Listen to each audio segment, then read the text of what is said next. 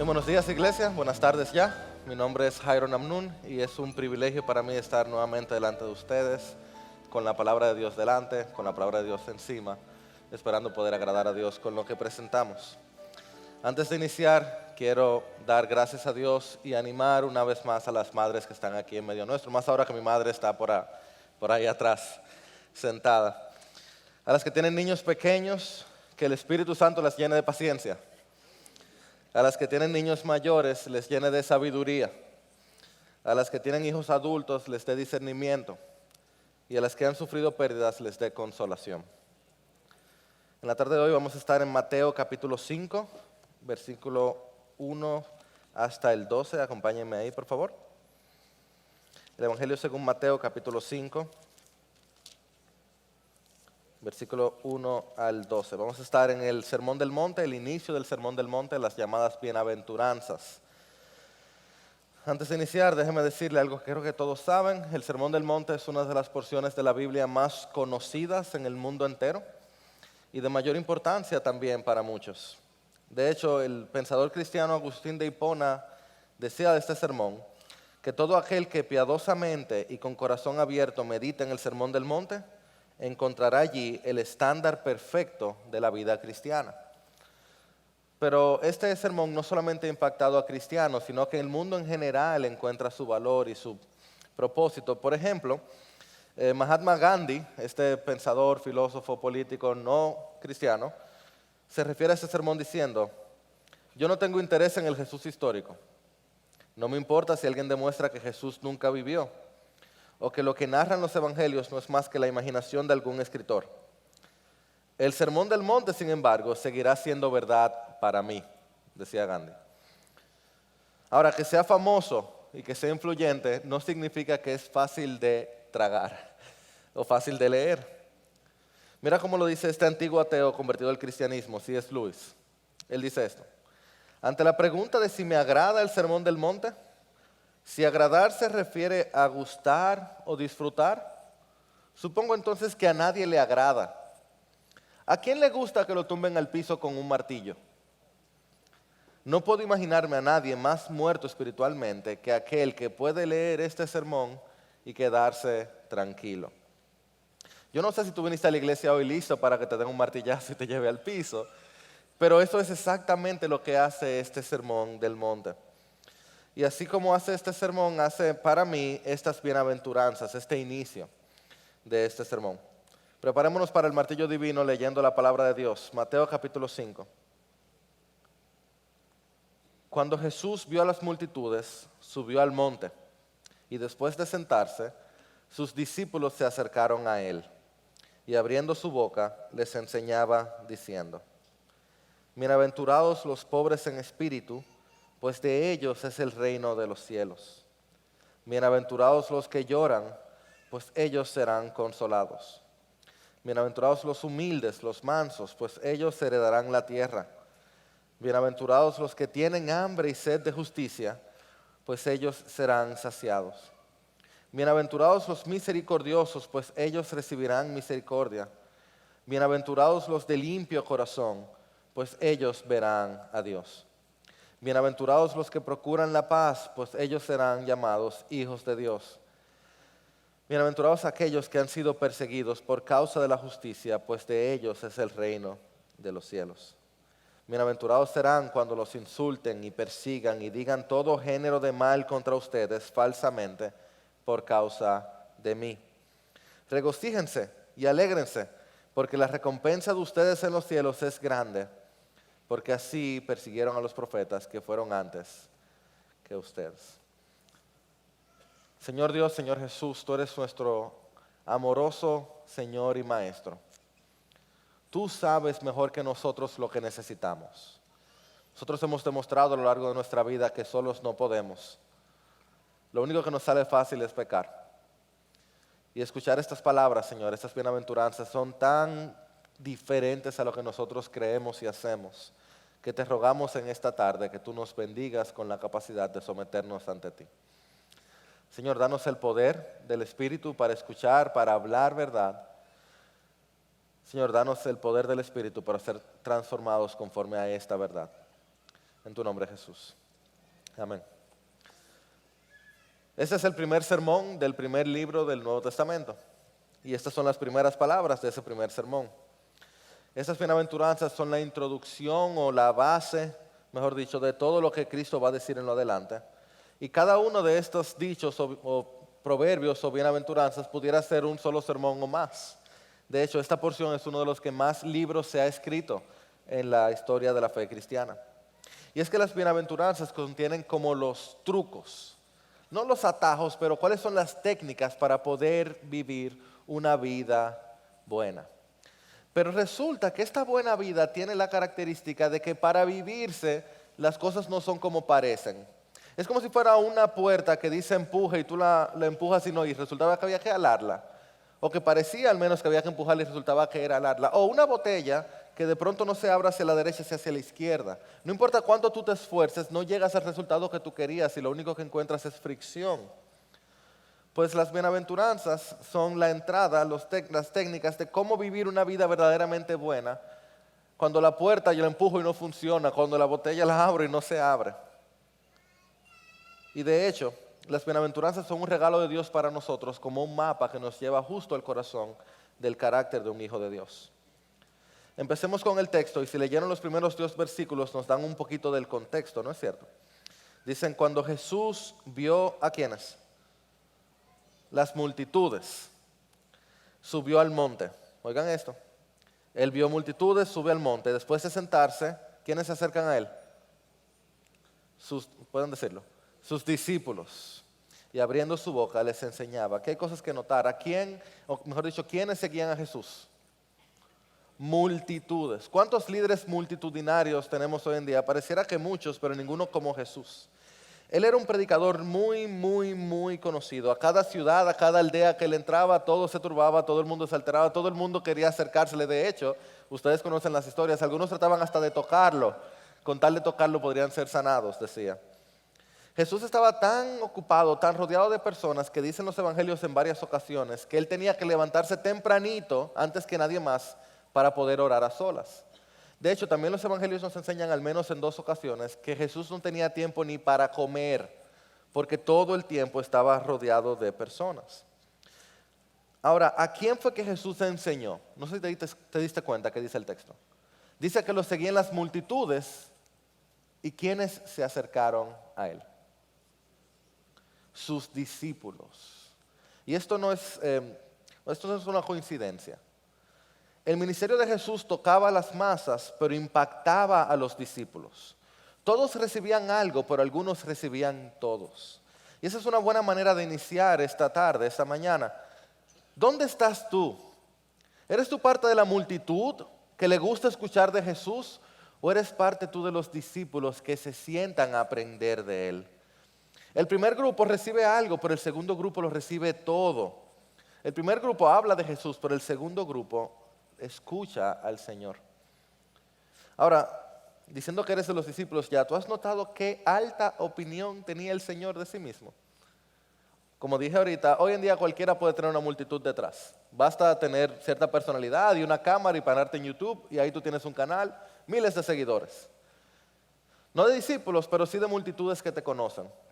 Sin embargo, ¿cuántas personas tú conoces que tienen multitudes siguiéndoles y se suben a un monte a enseñar? Yo creo que no tenemos la capacidad de pensar en ese momento. Hace 2000 años, multitudes siguiéndole y Jesús no se frisa, no dice, ay, ¿ahora de qué le voy a hablar? No se pone a pensar como, tú sabes, se maquilla, a ver si hace un buen show. Jesús se sube a un monte y entonces dice, se sienta. Él no necesitaba mucho de esto ni mucho de aquello. Como un rey, él se sienta para que vengan ante su presencia, se acerquen a él y entonces él empieza a enseñar. Y noten algo, hoy en día nosotros no sabemos cuál era exactamente el sermón donde él dio el sermón del monte. Hay un par de opciones y de lugares, todos muy bonitos, todos tienen sentido, pero no sabemos cuál era. Sin embargo, sí sabemos lo que él dijo. De tal peso son las palabras del Señor Jesús, que ciertamente el cielo y la tierra iban a pasar, pero sus palabras no. Y su discurso inició con una simple palabra que él repite 9 veces aquí. Una simple palabra. Bienaventurados. Esa es una palabra dominical ya para nosotros, una palabra de domingo. Yo nunca le he dicho a uno de mis hijos, mira, sea bienaventurado tú. Eso no es algo que uno dice mucho. Otras traducciones ayudan presentándonos como dichoso o inclusive feliz. El problema que tienen esas traducciones es que feliz se refiere como un sentimiento de adentro, pero bienaventurados en su original a lo que se refiere es al sentimiento que tú tienes porque tú recibiste un veredicto favorable. Como que las cosas se te dieron a más, se te dio lo que tú estabas esperando y eso hace que tú te sientas bendito. Yo creo que la mejor palabra dominicana para bienaventurado, y lo confirmaba con el profesor de griego que estaba en el sermón anterior, la mejor palabra dominicana para bienaventurado es cheposo. Como tú te sientes cuando se te dio. Yo no pensaba, y se dio, yo soy un cheposo, bendito sea Dios. Pues esa es una buena palabra para definir, claro, gracias a Dios en la Biblia no la tiene así.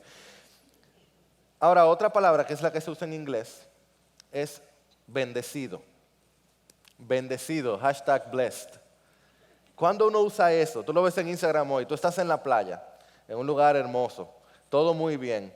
Tú tiras la foto y pones abajo en tu caption, blessed. O tú estás en un restaurante y la comida se ve buenísima, blessed, bendecido.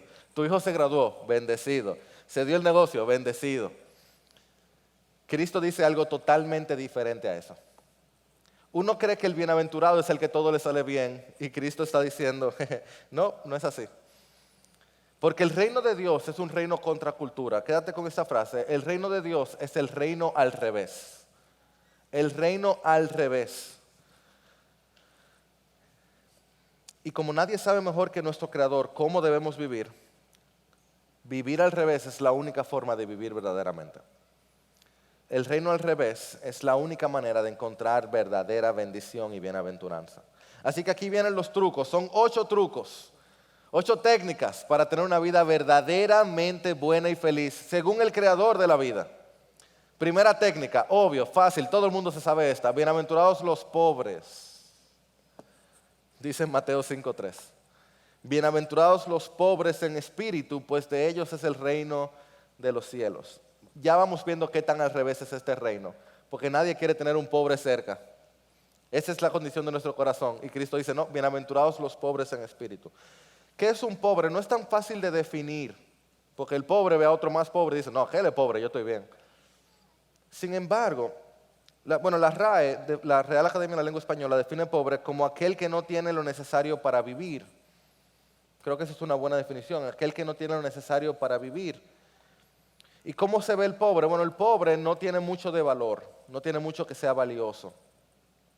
El pobre no puede hacer gran cosa, sabe que en sí mismo no puede hacer gran cosa. El pobre, eso es importante, recibe lo que le den. Lo que le dan, lo recibe.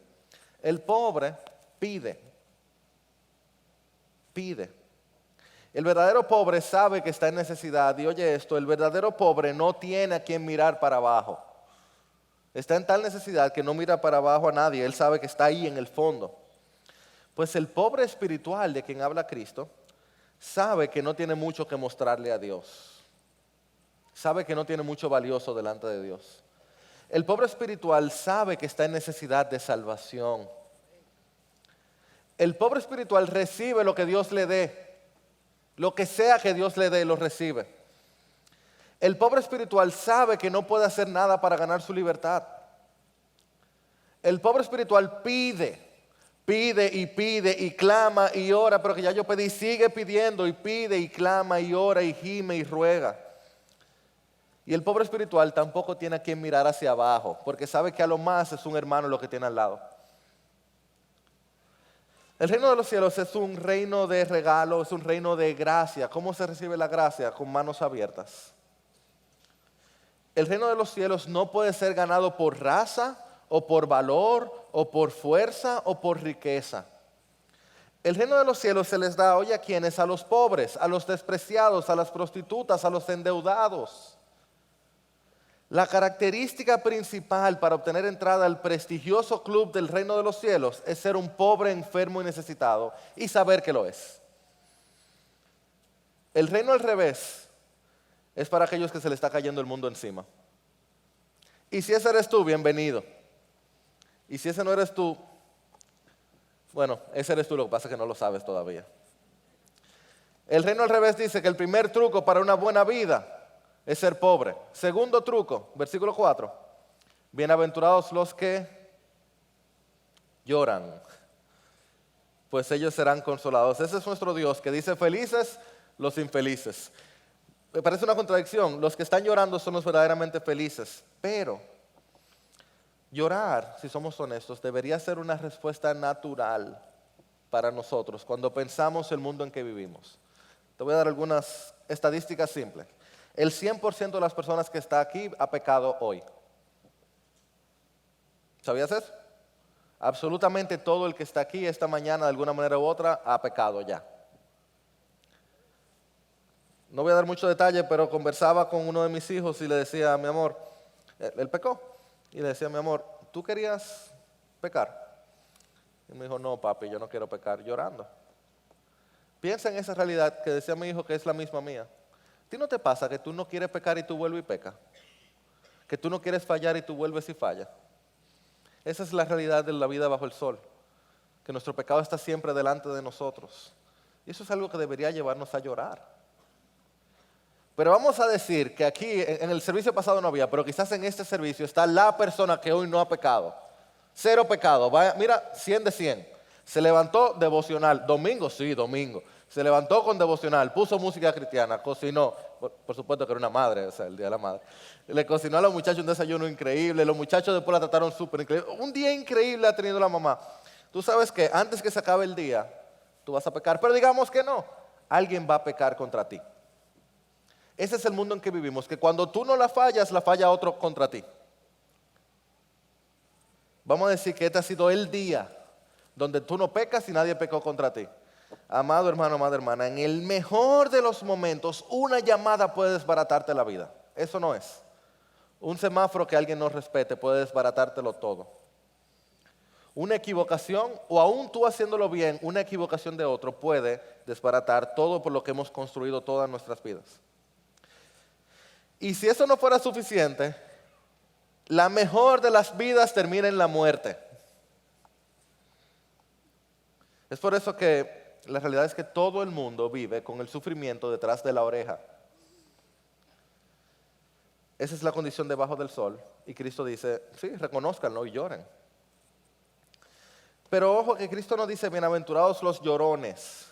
No es que el cristiano vive con una cara larga llorando por todo y todo es una tristeza. Es un llanto, es una lágrima, es un dolor por nuestro pecado, por nuestra pobreza y por el pecado que está alrededor de nosotros, por la pobreza de los que están alrededor de nosotros. Y yo no sé tú, pero yo estoy muy lejos de ahí. Ante el pecado de mi hijo, esta mañana yo mismo pequé. Porque mi reacción ante el pecado, en vez de lágrimas, fácilmente es ira. ¿No es cierto? ¿O cómo estás tú? Cuando alguien peca contra ti, ¿tú lloras o tú te airas? ¿Te molestas, te decepcionas? En vez de ir delante de Dios con dolor, tú quieres ir delante del otro con furor. Y por eso vivimos tristes y airados y amargados. Pero Cristo nos enseña que si tan solo lloráramos por el pecado, seríamos consolados y seríamos verdaderamente felices y bienaventurados. El reino de la felicidad no es para los felices. Hay momentos que deberíamos afrontar y aceptar nuestra debilidad y nuestra tristeza, que como el apóstol Pablo deberíamos por momentos parar todo y decir, ay de mí, yo no sirvo para nada, ¿quién me va a librar de este cuerpo de muerte? Los trucos para una buena vida, primero, pobreza. Segundo, llanto. Tercer truco, versículo 5. Bienaventurados los humildes, o dice Reina Valera, los mansos, pues ellos heredarán la tierra.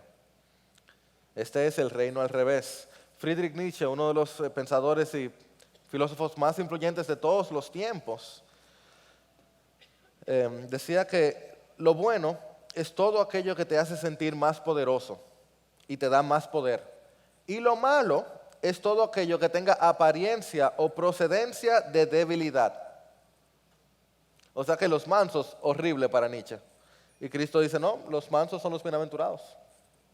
En el mundo, los fuertes y los valientes son los que mandan. los inteligentes, los rompeligas, los que echan para adelante, los tiran para adelante, esos son los que mandan, esos son los que pueden, esos son los que tienen, esos son los que se ganan el respeto de los hombres. Y Cristo dice, sí, pero los verdaderos dueños son los mansos, los fáciles de ignorar, los humildes, los que no llaman atención sobre sí mismos. Lo que el rompeliga y tira para adelante y fuerte quiere, el manso lo tiene por herencia. Dice, bienaventurados los mansos, pues ellos heredarán la tierra. Ellos no tienen que ganársela, ya otro se la ganó y se la da. Su padre es el dueño de todo y él se los da. Por tanto, los mansos pueden recibir la ofensa porque ellos saben que ellos son peor de lo que la gente piensa. Los mansos pueden perdonar, los humildes pueden perdonar porque ellos saben que han sido perdonados. Los humildes no tienen que defenderse porque ellos tienen un perfecto defensor en los cielos, tienen un abogado con el Padre. Y oye esto, los humildes no buscan la gloria porque ellos saben que no la merecen. Ellos saben que no son dignos. Y esos humildes y mansos, dice Jesús, esos son los dueños de la tierra. Esos son los verdaderos herederos. Hay una historia que siempre viene a mi mente, una historia real, siempre viene a mi mente cuando pienso en humildad. Le escribe este escritor canadiense Tim Challies, se la comentó un amigo llamado Doug. Doug le hace esta historia, que en el verano de 1966 él estaba trabajando en una conferencia bien grande en Londres. Era una conferencia anual y siempre invitaban un buen speaker, un buen charlista. Este Doug fue asignado al grupo de personas que tenía a cargo la limpieza del lugar.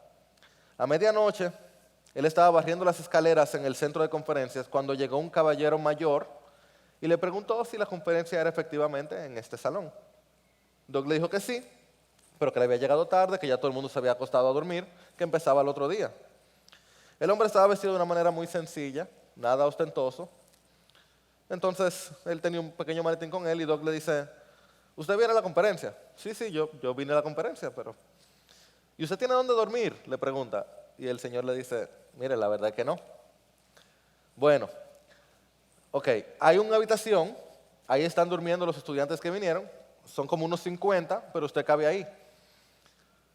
Gracias, mi hermano, Dios te bendiga. Bueno, ok, ¿usted tiene con qué dormir?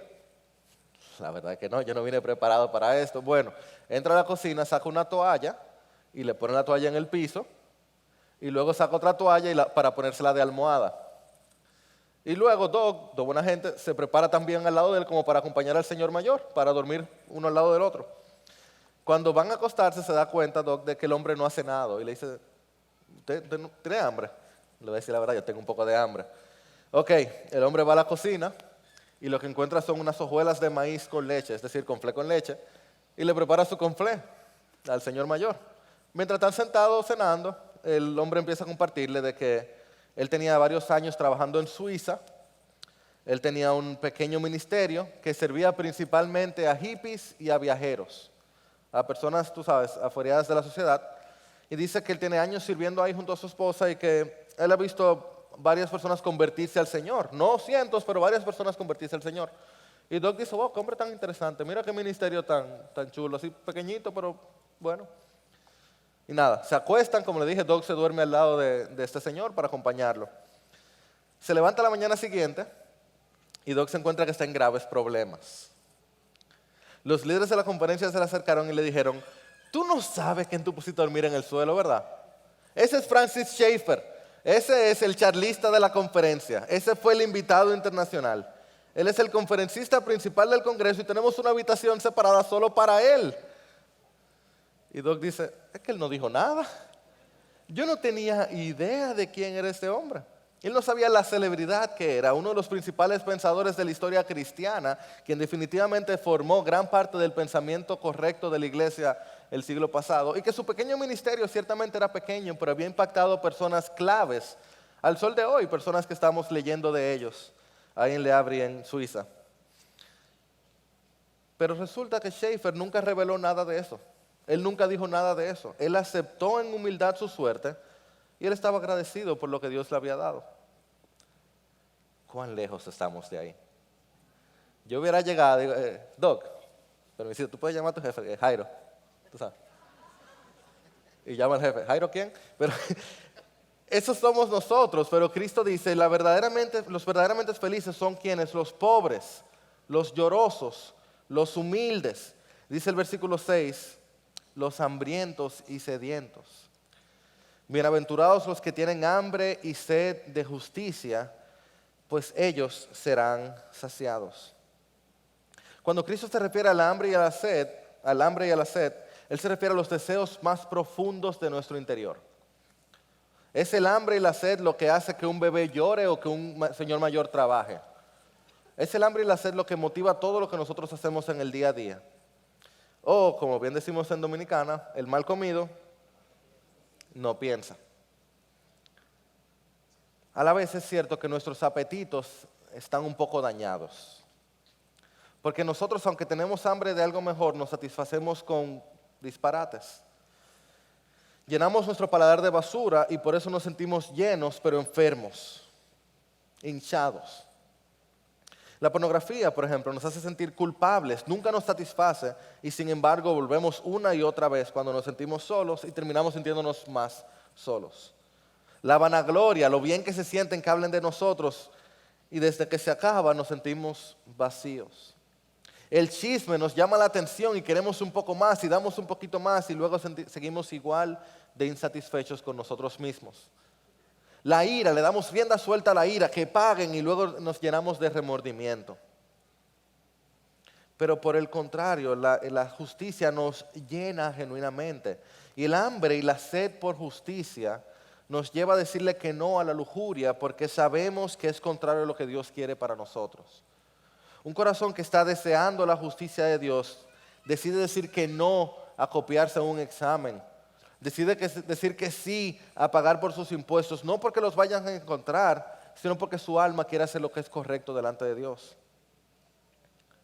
El bienaventurado es aquel que genuinamente es íntegro de corazón, no solo de apariencias. Y no solo eso, yo creo que Cristo también tenía en mente el desear la justicia alrededor de nosotros, no solamente adentro. Es dolerse con el dolor del necesitado, del extranjero, de la viuda, de los huérfanos, aún de los animales maltratados. Es dolerme con la injusticia que está alrededor mío también. Y de manera particular es un hambre y una sed por ver que la justicia de Dios revelada en el Evangelio sea exaltada en todo lugar. Que toda persona pueda creer en el Cristo Jesús. El quinto truco para una buena vida, según Jesús, está en Mateo 5:7. Bienaventurados los misericordiosos, pues ellos recibirán misericordia. Nuestra sociedad se burla de eso.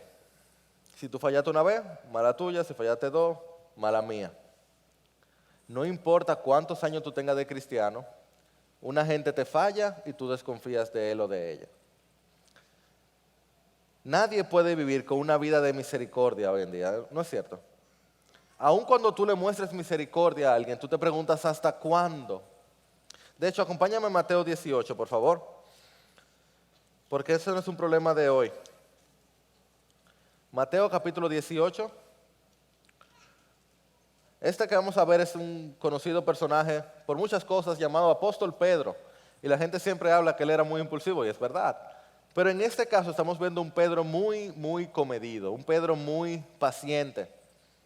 En Mateo 18:21 tenemos a Cristo con su apóstol y entonces se le acerca Pedro, le pregunta a Jesús, Señor, ¿cuántas veces pecará mi hermano contra mí que yo haya de perdonarlo? ¿Hasta 7 veces? Ok, 7 suena como poquito, pero dale en mente, 7 veces perdonar a la misma persona. Una madre dirá, yo lo hago 7 veces al día con mis hijos, pero alguien que no tenga tu apellido, alguien que no sea de tu familia, piensa en un hermano de la iglesia, ¿de verdad tú lo vas a perdonar 7 veces? Piensa en la última persona que tú has perdonado 7 veces. No diga que te chocó, perdón, manito, no, que lo has perdonado sus faltas 7 veces. Pedro está siendo muy dadivoso, pero Cristo es Cristo. Versículo 22, no te digo hasta 7 veces, sino hasta 70 veces 7. En cuarto de básica, mi profesora de religión, que era profesora de naturales también, nos estaba enseñando de este pasaje. Y ella decía, el Señor así te perdona 70 veces 7. Y alguien hizo la matemática, yo creo que eran 490 veces, ¿eso es verdad? 490 veces. Dios no me deja mentir, yo pasaba días contando cuántas veces yo había fallado, porque yo no quería llegar a 490 y que me manden al infierno. Cristo está diciendo aquí, no ese es el punto. Obviamente Él perdona, sí, 70 veces 7 por hora, perdona a nuestro Señor a nosotros, pero Cristo está diciendo, esa debería ser la actitud de tu corazón cuando alguien peca contra ti. Tu hermano alrededor tuyo es perdonarlo siempre. Y por si no fuera suficiente, Él nos da una pequeña historia que voy a leer por arriba solamente. El pastor Héctor predicó de ella, creo que este mismo año. Versículo 23 en adelante. El reino de los cielos puede compararse a cierto rey que quiso ajustar cuentas con sus siervos. Al comenzar a ajustarlas, le fue presentado uno que le debía 10,000 talentos, es decir, 216 toneladas de plata, es decir, una tonelada es más o menos lo que aguanta una camioneta grande. Imagínate 216 camionetas grandes llenas de plata. Eso es mucho, mucho, mucho, mucho, mucho dinero, una cantidad inconmensurable para nosotros de dinero. Pero no teniendo él con qué pagar, su señor ordenó que lo vendieran, junto con su mujer e hijos y todo cuanto poseía. Entonces el siervo, versículo 26, cayó postrado ante él diciendo, oye estas palabras, tenga paciencia conmigo y todo se lo pagaré. ¿Qué pidió el siervo? Paciencia. ¿Qué le da el Señor? Versículo 27, le tiene compasión y le perdona la deuda. Le dieron mucho más de lo que él pidió paciencia, le dieron perdón. Ahora al salir aquel siervo, versículo 28, encontró uno de sus consiervos que le debía 100 denarios, el salario de 100 días, 50,000 pesos, 100,000 pesos. No dinero, no una cantidad real de dinero, 100 días. Y echándole mano le ahogaba diciendo, oye, echándole mano le ahogaba. Espera. ¿Ustedes leyeron el versículo 28? ¿Cómo empieza? Pero al salir aquel siervo, él salió de que le perdonaran 216 camiones de deuda y empezó a ahogar a alguien que le debía 50,000 pesos. Versículo 29, entonces su consiervo cayendo a sus pies le suplicaba, ¿qué le dijo? Ten paciencia conmigo y te pagaré. ¿Usted ha escuchado eso antes? Él lo acababa de decir. Ten paciencia conmigo y te pagaré. Sin embargo, él no quiso. Pero cuando sus consiervos vieron lo que había pasado, se entristecieron mucho y fueron y le contaron a su señor todo lo que había sucedido. Entonces, como Dios no se le pasa una, llamando al siervo, su señor le dijo, siervo malvado, te perdoné toda aquella deuda porque me suplicaste. ¿No deberías tú también haberte compadecido de tu consiervo? Versículo 35, así también mi Padre Celestial hará con ustedes si no perdonan de corazón cada uno a su hermano. Entonces, ¿cuánta misericordia yo debo tener? ¿Cuánta misericordia existe? Esa cantidad. Si tú quieres recibir perdón, tienes que perdonar. Si tú quieres recibir misericordia, tienes que ser misericordioso. Termino este punto con una frase de John Stott en su libro sobre el Sermón del Monte. Él dice, son los mansos quienes pueden ser misericordiosos. El ser manso es reconocerle a los demás que somos pecadores. El ser misericordioso es tener compasión de los demás, porque ellos también son pecadores. El reino al revés conlleva entonces que seamos, para ser felices, llorones, o mejor dicho, que lloremos, pobres, ¿qué más? Hambrientos, misericordiosos, humildes.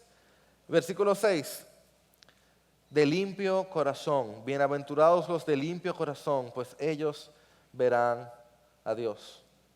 Y el enfoque aquí, hermanos, es la sinceridad, es la transparencia, es la limpieza. Como unos lentes que deben estar limpios para tú poder ver a través de ellos, los lentes de nuestra alma deben estar limpios para poder ver a Dios. Jesús está hablando de una vida sin hipocresía. Oye esto, una vida sin engaños, una vida sin doble moral, una vida sin deseos ocultos. Y déjame decirte algo, esto trae una tranquilidad como ninguna otra cosa. A mí se me ocurre, no sé si te pasó, cuando el profesor pedía la tarea y estaba todo el mundo que no sabía qué hacer y el que tenía la tarea está tranquilito así. Digo, si es manso, porque si no, está, yo profe, yo. Pero si es manso, cuando piden la tarea, está como tranquilo, como que hay paz. el que tiene sus impuestos al día cuando lo auditan está tranquilo. Pues el que tiene sus cuentas claras con Dios puede ir tranquilamente delante de Dios a orar. Y déjame decirte esto, amado hermano, si tú estás teniendo problemas de oración, es muy probable que tú estés teniendo problemas de confesión. Que haya algún pecado que tú no has venido a cuentas con Dios y por tanto no te sientes tranquilo delante de Él en oración. Solo el de limpio corazón puede orar. Solo el que sabe que no tiene cosas ocultas con Dios puede orar. Pero tener cuentas claras y tener limpieza no significa nunca haber pecado. No significa perfección. Hace unos 6 años más o menos yo tuve una pequeña crisis mientras leía los Salmos. Porque yo encontré oraciones de David, donde él decía cosas como el Salmo 26, hazme justicia, oh Señor, porque yo en mi integridad he andado. Y en el Señor he confiado sin titubear. Y yo decía, David, está bien que tú eres David, pero David, o sea, David hizo cosas y habló de maneras. Y tú dices, ¿cómo es que David podía hablar de sí mismo con integridad, con limpieza, como yo soy un hombre limpio, un hombre puro? Y tú dices, y yo no sabía qué hacer, la verdad, yo no entendía lo que estaba pasando. Y yo fui donde el pastor Pepe, que estoy seguro que recuerdan, y yo le digo, Pepe, ayúdame a entender esto. Yo no entiendo esta tranquilidad que tiene David delante de Dios. Y Pepe, con la sabiduría y la poesía que le caracteriza, me dijo algo como esto, Jairo, es que David hacía sacrificios. Y yo, ok. No. David se presentaba delante de Dios y él pedía perdón por sus pecados. Y él llevaba el cordero, lo sacrificaba y él creía en ese sacrificio. Cuando él pecaba, él iba delante de Dios, él pedía perdón y tú sabes que David salía de ahí perdonado. Él podía confiar que la sangre del cordero lo limpiaba de su maldad. Él no tenía por qué quedarse patinando en su pecado, si su pecado había sido ya perdonado por el cordero. Y eso es exactamente lo que tú y yo podemos hacer. Hay algo twisted, como torcido en nosotros, que uno, aunque diga que no, uno hasta se deleita en recordar sus pecados. Y hay como sé que Dios me va a perdonar. Y Dios mío, tú sabes todo lo que yo he hecho. Y Dios te dice, espera. Si confesamos nuestros pecados, Él es fiel y justo para pasar por alto. ¿Eso es lo que dice? Para perdonarnos nuestros pecados y limpiarnos de toda maldad. Dice Juan un poquito más adelante, yo le escribo estas cosas para que no pequen. Y si alguno peca, ¿qué tenemos frente al Padre? Abogado tenemos delante del Padre. ¿Quién? Jesucristo, ¿el qué? El justo. Esta limpieza de corazón es tu poder encontrarte delante de Dios, decirle, Señor, perdóname. Yo sé que yo peco, yo sé que yo he pecado, yo sé que yo vivo pecando, pero perdóname. Y cuando tú le dices eso, si tú confías en el sacrificio del Cordero, tus pecados te han sido perdonados, tetelestai. Tú puedes ir delante de Dios cada día con tranquilidad y tener un corazón limpio, limpiado por su pureza. Y verlo a Él por su gracia y con esa forma de cruz que nos permite verlo en su gran hermosura. Y ese es el bienaventurado, ese es el que puede ver a Dios. El pobre, el que llora, el humilde, el hambriento, el misericordioso, el limpio de corazón, dice Mateo 5:9, para una buena vida, bienaventurados los que procuran la paz, o los pacificadores, pues ellos serán llamados hijos de Dios. John Stott comenta este pasaje diciendo, Dios ama la reconciliación y está haciendo ahora a través de sus hijos lo mismo que hizo a través de su Hijo, trayendo la paz. A lo que se refiere Cristo aquí es entonces a que cuando tú llegas a un lugar, ese lugar está más pacífico porque tú estás ahí, no más alterado. Y hay millones de áreas en las que pudiéramos aplicar esto, pero yo pienso en las redes sociales. ¿Tú has notado, un cristiano tan bajito y tan tranquilito, cómo se altera cuando violentan sus derechos en las redes sociales? La cantidad de improperios que podemos decir en redes sociales cuando estamos hablando de un candidato o de algún deporte, algún deportista que no nos gusta. Y tú dices, espérate, los pacificadores, pero este hombre está echando leña al fuego. Y Cristo dice, bueno, ese hombre se va a perder la bienaventuranza, se va a perder la bendición. El cristiano, en vez de agitar el fuego, debería calmarlo. ¿Y tú sabes qué? Hoy, Día de las Madres, un hermoso día, pero día con familia extendida. Y esto es para todos nosotros. Cuando tú llegas a la comida familiar o la cena familiar, ¿las cosas se alteran o se tranquilizan? ¿Eres tú de los que cabildea el fuego o eres tú de los que calma las cosas? Pues Cristo dice que así como Él trae paz, nosotros deberíamos traer paz. Y déjame decirte que ser pacificador nos va a costar, porque la gente va a decir, ¿qué es lo que quiere esta persona? La gente se va a burlar de nosotros. Y si tú eras de los que antes agitabas, es muy, pero muy posible que cuando la gente te vea pacificando, te quieran empujar. Y como a los mansos y los humildes, a los pacificadores los empujan. Pero Dios les dice hijos.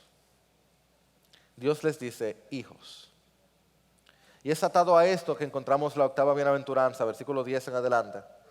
Bienaventurados aquellos que han sido perseguidos por causa de la justicia, pues de ellos es el reino de los cielos.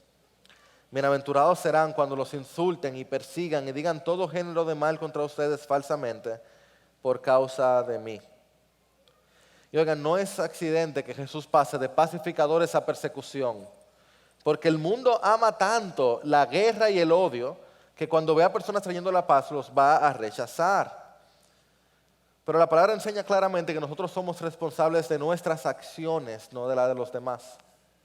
Por tanto, mientras dependa de nosotros, estamos en paz, pero los otros no van a estar en paz con nosotros. Y siendo honestos, en nuestro país todavía, aunque hoy oramos viendo el cambio, pero todavía no hay tanta persecución para el creyente.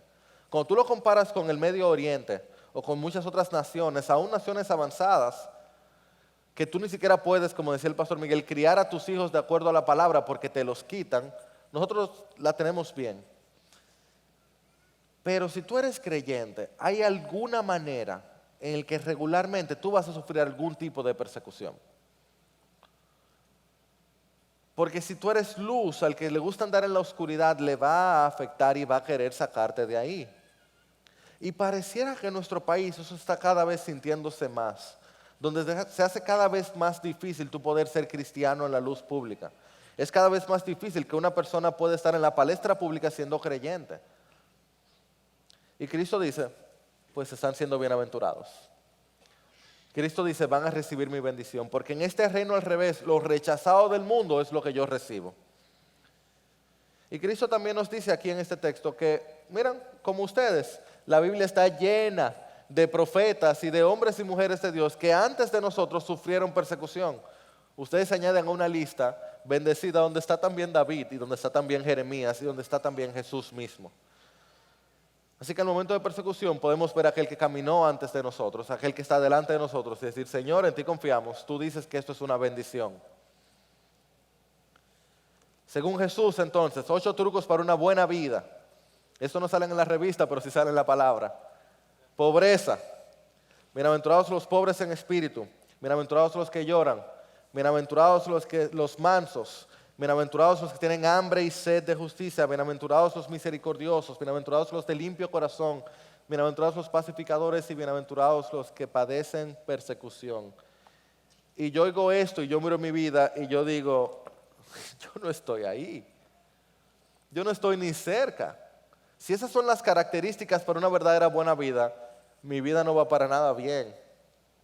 Y es por eso que este es un martillo divino que nos sienta y nos hace repensar cómo estamos caminando, qué es lo que estamos apreciando, qué le estamos enseñando a nuestros hijos. Entonces yo digo, Señor, yo no voy a llegar ahí. Y luego yo miro a Jesús, el bienaventurado. Y yo digo, Señor, esto es inalcanzable. Y el Señor me dice, hijo, yo lo alcancé por ti. Por eso yo morí, por tu arrogancia, por tu altivez, por tu ira, por tu juicio, por tu suciedad, por tu lujuria, por tu búsqueda de comodidad. Yo soy el Dios bendito y bienaventurado por los siglos y yo me hice maldición por ti para que ahora tú seas bienaventurado. ¿Y tú sabes qué más me dice Él? Te lo dice a ti también. Tú no estás solo. Mi Espíritu Santo está en ti. Mi Espíritu Santo está en ti para ayudarte a rendirte, para ayudarte a confiar, para ayudarte a que dejes de vivir para ti, para ayudarte a que puedas someterte genuinamente a mí, para ayudarte a buscar primero mi reino y mi justicia, para ayudarte a genuinamente depender de mí. Y yo le digo, Señor, ayúdame, porque yo te necesito. Permítame cerrar con esta historia. El siglo pasado salió, se imprimió la primera edición de lo que sería uno de los libros más influyentes y una de las mayores obras de la literatura inglesa, conocida en español como El Señor de los Anillos. Si no conoces los libros, pues probablemente conoces o has visto las películas.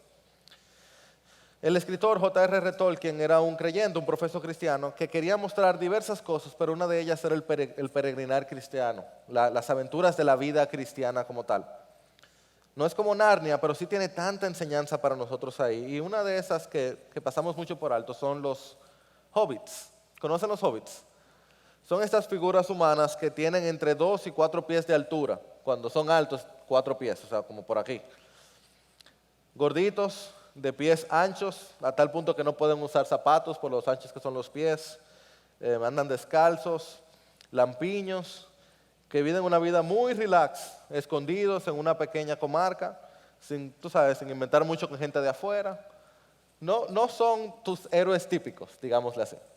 En esta historia del Señor de los Anillos, por supuesto, están personajes como Aragorn, el rey, el fuerte, el mejor de los hombres, o Legolas, el mejor de los elfos, rey también de elfos, o Gandalf el gris, luego Gandalf el blanco, este increíble mago que protege Tierra Media. Todos esos personajes gloriosos y fuertes. Y en el medio están estos cuatro hobbits. Estos 4 tipitos pequeñitos, chiquitos, que hasta los nombres dan risa. Frodo, y Sam, y Merry, y Pippin. Sin embargo, recaen sobre ellos 4, en medio de la comunidad del anillo donde están estos hombres gloriosos, están estos 4 pequeñitos y recae sobre ellos la mayor carga que alguien pudiera tener. Y los hobbits lo cumplen. Y definitivamente, increíblemente, son la clave para que se venza la batalla contra el mal. Y al final de la tercera película o el tercer libro, el bien gana y Aragorn el rey está siendo coronado por Gandalf el Blanco en este hermoso castillo. Ya no hay maldad, ya quedan todos los buenos. Y en la ceremonia de coronación están toda la comunidad del anillo y todos esos hombres poderosos y grandiosos que ya les mencioné. Todas estas razas, todas estas personas poderosas están ahí, todos llorosos, muertos del gozo, pensando que por fin la tierra había sido liberada.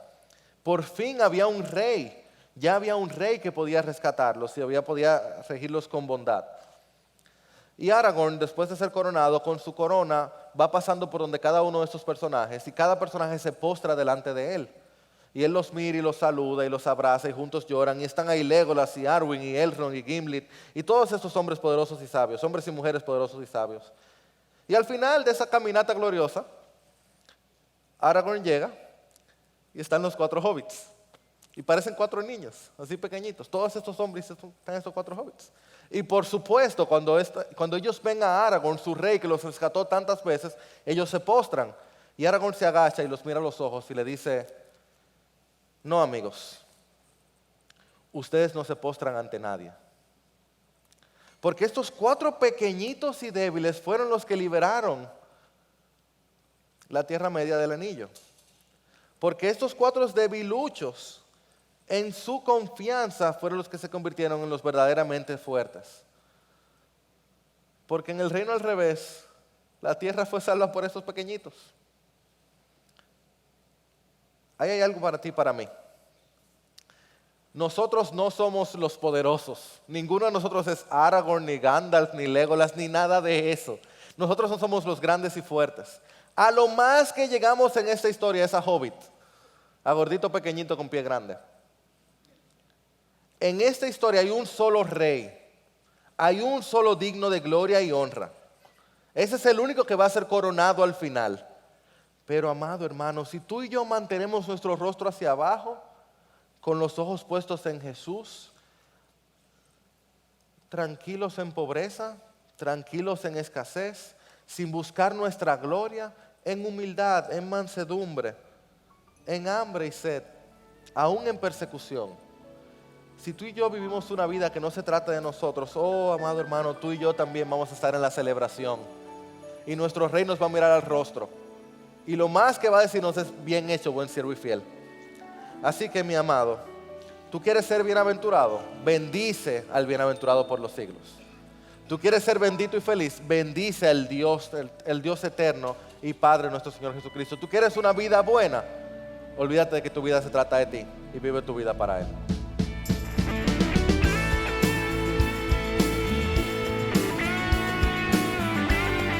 Esta es una producción que llega hasta ustedes gracias a los aportes de individuos y empresas comprometidos con la defensa de la fe. Para más información, preguntas y comentarios, visite nuestra página de internet www.integridadysabiduría.org. En esta página encontrará información sobre la producción de este y otros recursos que ponemos a su disposición, como también las formas en las que usted puede contribuir con la producción de programas como estos. Les invitamos nuevamente a visitar nuestra página de internet www.integridadysabiduría.org. Será hasta la próxima, cuando nos reencontremos en su palabra.